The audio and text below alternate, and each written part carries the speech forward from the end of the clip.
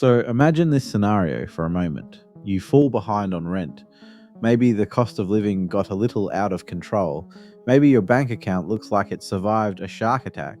Suddenly, the government decides your punishment for the crime of being poor is forced labor fishing for crabs in Antarctica. Congratulations, you are now a crab fisherman. This is the bizarre but strangely compelling premise behind Crabmeat, a survival horror fishing game developed by Melbourne-based indie team Searching Interactive. Set in the not-so-distant dystopian future of 2035, Crabmeat drops you onto a small fishing vessel somewhere in the icy waters of Antarctic Australia. Your job: catch enough king crabs in 7 days to pay off your debt. Fail to meet the quota and, well, let's just say the game heavily implies the consequences aren't great. So with nothing but a boat, some crab cages, and the crushing pressure of capitalism breathing down your neck, you head out to sea, and somehow, against all odds, this weird little game about crab fishing ends up being surprisingly engaging. The story of Crabmeat is simple, but it's dripping with dark satire. In this fictional future, the government doesn't exactly believe in social safety nets. Instead, if you fall behind financially, you're sent off to work it off in a penal labor program. In your case, that means operating a crab fishing vessel alone in the freezing waters near Antarctica, and the game wastes no time throwing you into the deep end. You wake up on your boat surrounded by machinery, crab cages, and a handful of computers that explain how everything works. Your quota is displayed clearly. Catch enough king crabs, return alive. That's it. Nice and simple. Except, of course, the ocean has other plans. At its core, Crabmeat revolves around a very straightforward gameplay loop. You sail your boat to fishing spots marked on your map. You bait your crab cages using fish from a bait box on deck. You drop those cages into the water using a crane-mounted magnet. Then after waiting a bit, you haul them back up using a winch. Once the cages are on board, you dump the catch into a sorting hopper and separate the valuable king crabs from the less patriotic sea creatures. Yes, the game literally calls some fish unpatriotic, which is a phrase I never thought I'd hear in a fishing game. But here we are. Now on paper, this loop sounds incredibly repetitive, and technically it is, but weirdly enough, it's also kind of relaxing.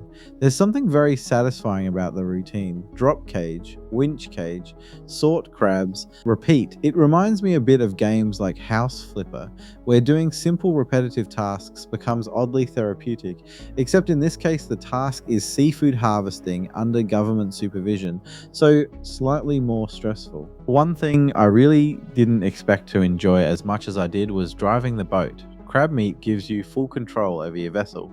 You've got a wheel to steer, a throttle for speed and reverse, an anchor to keep you from drifting away, and even a thruster for a quick burst of speed. The controls are actually pretty intuitive. The wheel has visual indicators that show the rudder angle, which makes steering surprisingly easy to manage. And once you get the hang of it, sailing between fishing spots becomes one of the most enjoyable parts of the game. There's something oddly peaceful about cruising through the icy ocean with nothing but grey skies and freezing water around you. Of course, it doesn't stay peaceful forever. If there's one thing that absolutely humbled me while playing Crabmeat, it was docking. At certain points in the game, you'll need to restock your bait from a supply station floating out in the ocean, and to do that, you have to park your boat. Sounds simple enough, except your boat is bigger than it looks, and your spatial awareness suddenly becomes extremely important. More than once, I scraped the side of my vessel against the dock and heard that horrible metal grinding noise. You know that sound when you accidentally scratch your car? Yeah, now imagine hearing that through headphones. It's painful. The good news is you can repair your boat, but those early docking attempts definitely made me question my qualifications as a professional crab fisherman. Another thing that makes Crabmeat stand out is its control system. Instead of using traditional keyboard movement, the game is entirely playable with just a mouse. You click to move around the boat, click objects to interact with them, click the edges of the screen to rotate your view. At first it feels a little strange, especially if you're used to first-person games where you can walk around freely. But honestly, it works pretty well. A fishing boat isn't exactly a massive environment, so the point-and-click navigation keeps things simple and efficient. That said, it does take some getting used to. Sometimes you'll find yourself awkwardly repositioning just to face the right piece of equipment. and during combat situations, the system can get a little hectic. But overall, it's a unique approach that fits the confined space of the boat. Your equipment on the boat is pretty limited, but each tool serves an important purpose. You've got a blowtorch used to repair damaged machinery, bandages to heal yourself if you get injured, and eventually a shotgun, which I highly recommend grabbing as soon as possible, because this game may be about fishing, but not everything on the ocean floor wants to stay caught. Your inventory works through a drag and drop system. You drag shotgun shells onto the weapon to reload it, drag bandages onto your health bar to heal. Bandages are single-use items, but luckily they can be replenished from a dispenser in your cabin. There's just a short cooldown before another one becomes available, and if you happen to die, you'll respawn back in your bed. But there's a penalty. Your remaining time to meet the quota gets reduced, so death definitely still matters. Now let's talk about the horror side of Crabmeat. Because despite the fishing mechanics, this game absolutely falls into the survival horror category. But instead of relying on constant jump scares, the game focuses on atmosphere, and it does that incredibly well. You're completely alone out on the ocean, no other ships, no crew, just you and your boat. The environment itself does most of the work. The creaking metal of the vessel, the waves slapping against the hull, the wind howling across the deck. Storms occasionally roll in, turning calm waters into violent chaos. Visibility drops, rain slams against the ship, and suddenly that peaceful fishing trip feels a lot more dangerous. But the real tension comes from the alarms. Every now and then you'll hear a warning beep somewhere on the boat. That usually means something has gone wrong. Maybe a piece of equipment is damaged, or maybe something has climbed on board. In Crabmeat, sometimes the crabs fight back. Certain creatures can climb onto your vessel and start attacking your machinery. They'll chew on your engine, damage important equipment, and if you get too close, they'll attack you too. This is where your axe or shotgun comes in handy. The encounters aren't super frequent, but they're enough to keep you on edge, because the last thing you want is to be in the middle of the ocean with a broken engine and an angry crab running around your deck. That's a bad day at work. One of the strongest aspects of Crabmeat is its sound design. Interestingly, the game doesn't really use traditional music. Instead, it relies entirely on environmental sounds.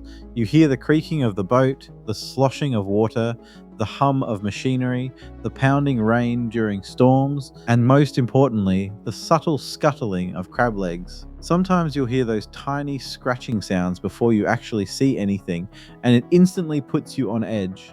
The sound design alone does an amazing job of creating tension without needing loud, horror stings or jump scares. While fishing is the main focus of the game, there are also points of interest scattered across the map. These are marked with yellow question marks. Usually they contain abandoned crab cages left behind by other fishermen. Recovering them can reward you with extra crabs. But sometimes there are other discoveries hidden inside. Notes, objects, little bits of story that hint at what might have happened out here before you arrived.